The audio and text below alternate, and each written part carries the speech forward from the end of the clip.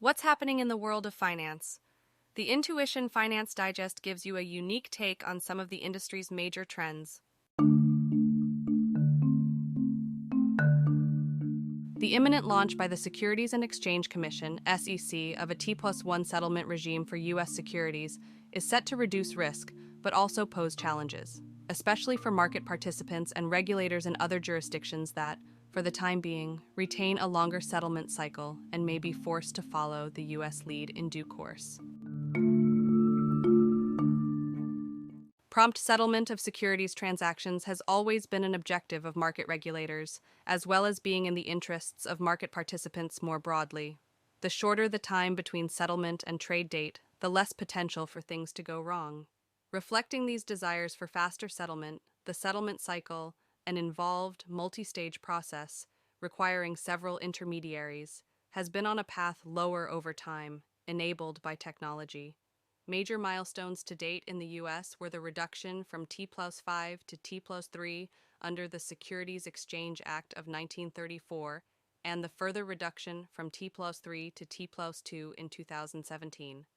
The launch of T+1, the next major milestone to be implemented by the SEC, is scheduled for May 2024. The SEC's initiative was prompted in part by settlement issues that arose during the COVID-19 pandemic. The settlement process was frequently getting disrupted by, for example, chronic staff shortages at some of the intermediaries involved. As many of these are in far-flung parts of the world, keeping track of staff availability was a related challenge for financial institutions that needed trades settled over this period. These disruptions caused significant delays to the settlement process.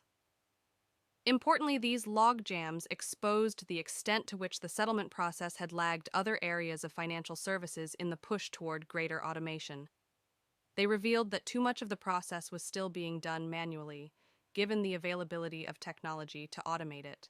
This realization, along with the requisite additional technological and operational improvements, have helped to establish the necessary conditions for a T+1 cycle. The SEC believes the new measure will promote investor protection, reduce risk, and increase operational and capital efficiency. The regulator is also using the opportunity of the T+1 launch to advance two other long-standing objectives. First, new requirements for broker-dealers and investment advisors for the completion of trade allocations, confirmations, and affirmations on trade date, often referred to as same-day affirmation. Second, new requirements for central matching service providers, CMSPs, to promote straight-through processing, STP, of securities transactions. Market participants have for the most part reacted positively to the move, citing a range of benefits that include reductions to existing levels of risk to central clearing counterparties, CCPs, and market participants, including credit, market, and liquidity risk, lower margin requirements, improved liquidity, and improvements to post-trade processing. Retail investors, meanwhile, should benefit from increased certainty, safety, and security in the financial system, access to the proceeds or purchases of their securities transactions a day earlier, and the alignment of settlement cycles for ETF and mutual fund transactions. There is not too much to dispute regarding the proposed benefits of T+1 itself. In fact, according to the SEC, a large part of any pushback it received in response to its initial ruling was along the lines that T+1 doesn't go far enough, and that the target should be T+0.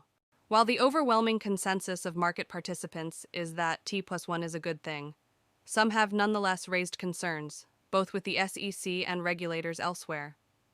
These concerns relate predominantly to potential settlement mismatches with other jurisdictions that, for the time being at least, will retain T+2 or longer cycles. These potential settlement mismatches are most likely to affect investment managers with holdings and service providers across multiple jurisdictions, including the U.S.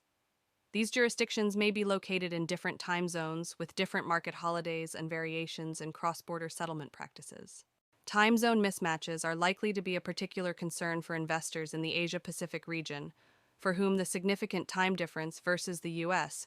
could mean they are effectively trading on a T+0 basis. While this will be less of a concern for Europe-based investors, as the overnight settlement process would at least still begin during the U.S. working day, settlement will still need to be completed in a significantly shorter time frame. Meeting T+1 deadlines for U.S. security purchases will also place additional strain on funds' cash management processes. Overnight, T+1 settlement means that funds purchasing securities will also need to have the cash in place to pay for the securities at shorter notice. This could be particularly difficult for large funds, which might require short-term borrowing. The trouble is, there are typically restrictions on how much funds can borrow. European UCITS funds, for example, are prohibited from borrowing more than 10% of their net asset value. Any additional foreign exchange transactions that might be required to pay for securities will place further pressure on liquidity and cash management. These factors increase the risk of not meeting the imminent T+1 requirement, potentially resulting in failed trades. To avert this outcome, a higher level of global coordination and harmonization of settlement cycles is required, according to those who voiced concerns. Regulators and supervisory bodies outside the U.S. have been sounding out market participants on the prospects of following the U.S. lead, and indeed moving to T+0.